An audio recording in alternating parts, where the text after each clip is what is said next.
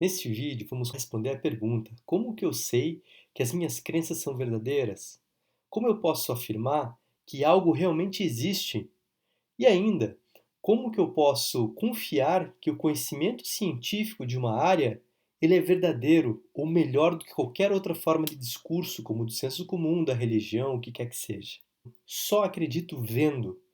Parece que para muita gente, o fato da gente observar diretamente alguma coisa é o melhor critério para saber se algo é verdadeiro ou não é verdadeiro. Entretanto, temos dois problemas. Primeiro deles, muitas coisas não são diretamente observáveis. Imagine, por exemplo, de uma discussão nossa sobre algum evento da história, em que a gente fala sobre algo que já aconteceu. Ninguém mais está lá para observar diretamente isso. E aí, vamos acreditar no discurso de quem viu, nos registros, depoimentos e materiais que ficaram arquivados sobre o que aconteceu? Ou vamos ignorar porque não foi diretamente observável por você agora? Na nossa área, a psicologia, o grande interesse nosso não é falar sobre aquilo que as pessoas fazem, sobre a ação humana, né? A gente está interessado em olhar para relações comportamentais. Quando eu vejo alguém apertar a mão de uma outra pessoa, o psicólogo não olha o apertar a mão, ele quer entender se aquilo é um cumprimento, se aquilo é um pedido de voto, se aquilo é um assédio, enfim, qual é a relação que se estabelece naquele contexto. E esta relação ela não é diretamente observável.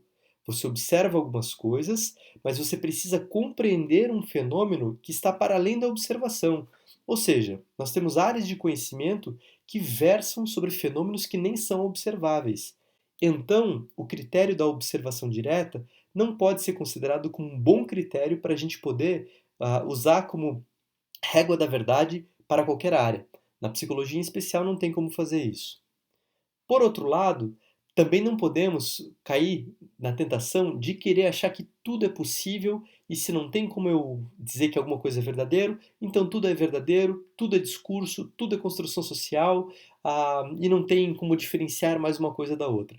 Aí cairíamos literalmente no caos, na impossibilidade de se fazer de qualquer forma ciência.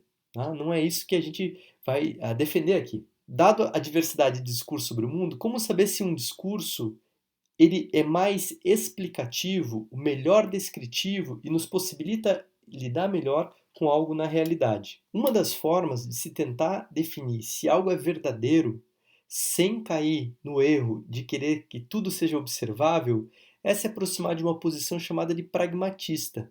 Esse vídeo não versa sobre isso, não é para longamente discutir pragmatismo, mas a gente vai tentar examinar um pouco uma de suas ideias centrais. Nessa visão pragmatista, a gente vai falar de verdade como um critério de sucesso sobre a nossa possibilidade de atuar sobre a matéria, né, de atuar sobre aquilo que está sendo conhecido. Ou seja, qual é o nosso sucesso quando nós descrevemos algo de uma dada maneira? A gente consegue lidar de maneira efetiva com esse conteúdo? Esse tipo de entendimento, ele é bastante compatível quando nós temos uma visão, uma perspectiva de mundo e de trabalho em ciência que está alicerçada na experimentação.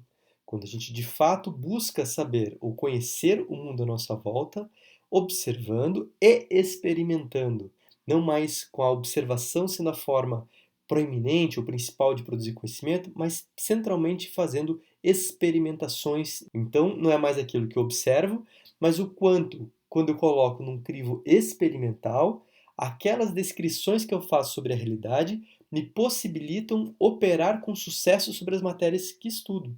Né? O quanto acreditar em certas coisas, quando colocado num teste prático, isso de fato me ajuda a operar com sucesso sobre a matéria. O termo conhecimento, ele se refere a enunciados que descrevem modos de nos comportarmos no mundo com sucesso. Né? Quando alguém diz para a gente vai chover, leve o guarda-chuva, essa descrição ou esse enunciado descreve meios de eu me comportar de uma maneira com maior sucesso.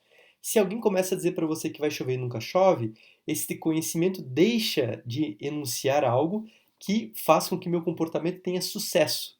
O grande desafio quando a gente fala de conhecimento científico é tentar descrever ou formular enunciados que possibilitem operar sobre o mundo à nossa volta com um alto grau de sucesso. Então, uma boa ciência, ela oferece para nós leis, conceitos, ideias, princípios, que quando vamos utilizá-los na nossa vida cotidiana, eles são extremamente úteis, nos possibilitam ensinar, no caso de um professor, conduzir um processo terapêutico, no caso de um terapeuta, e assim por diante. Nesse sentido, a gente vai falar que uma crença pode ser chamada de uma crença verdadeira quando essa crença nos possibilita operar com sucesso sobre a matéria, quando ela nos ajuda a nos comportarmos de maneira mais efetiva no mundo à nossa volta. Uma boa ciência do comportamento seria aquela que reúne enunciados que justamente possibilitam aos profissionais do comportamento, os psicólogos, e outros profissionais que lidam com conhecimento em psicologia a operar com sucesso sobre o comportamento humano, orientando as pessoas para o trabalho, capacitando elas a aprender o que quer que seja, ensinando, reduzindo o sofrimento, prevenindo acidentes e coisas do tipo. Nesse sentido, o psicólogo, com um trabalho embasado pela ciência, ele traz consigo uma série de crenças, né, uma série de conhecimentos ou enunciados que ajudam a si e aos seus clientes ou pacientes a trabalharem ou interagirem de maneira mais efetiva com o mundo à sua volta.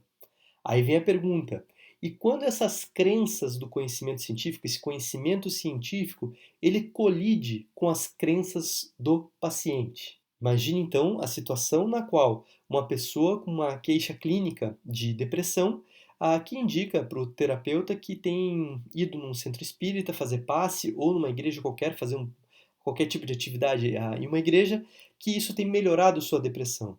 Do ponto de vista da psicologia científica, da criação de enunciados com base em boas evidências que operam com sucesso sobre a depressão, fazer passe espírita não é uma recomendação que psicólogos possam prescrever, por não haver conhecimento científico que enuncie que isso ajudará a pessoa a lidar com a depressão.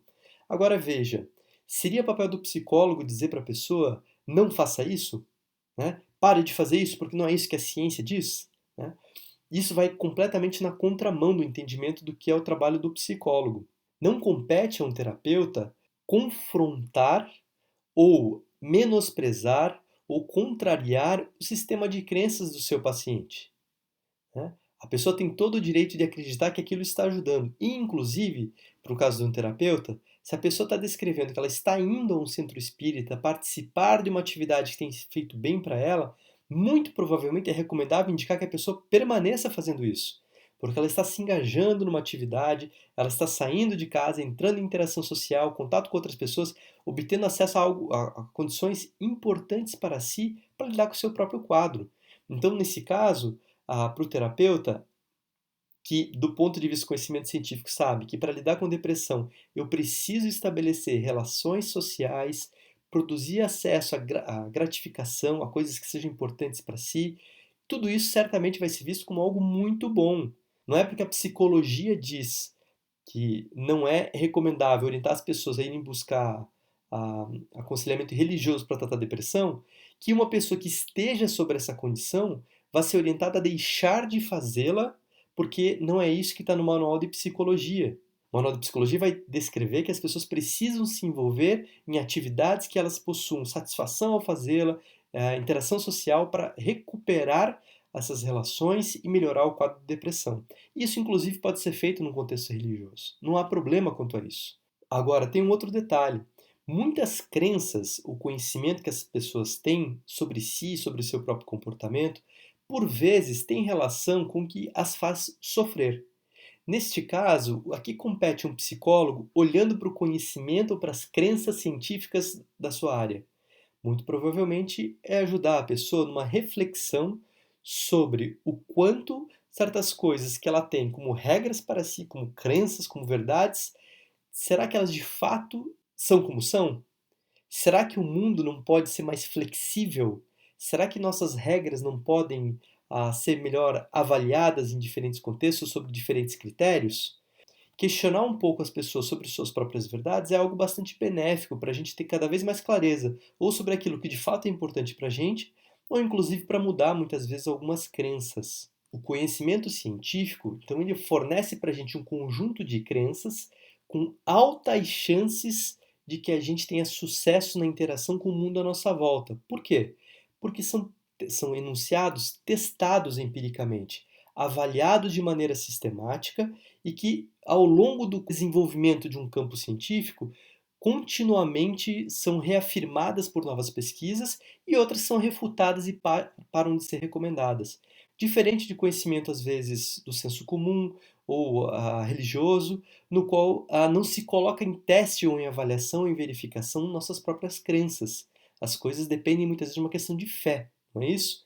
Então, nesse sentido, as crenças científicas, o conhecimento científico, ele continuamente passa por um escrutínio público, né, por outros cientistas, por novas pesquisas que avaliam o quanto essas crenças efetivamente nos possibilitam interagir com o mundo à nossa volta com maior sucesso. Então, voltando à pergunta original, como saber se nossas crenças são verdadeiras?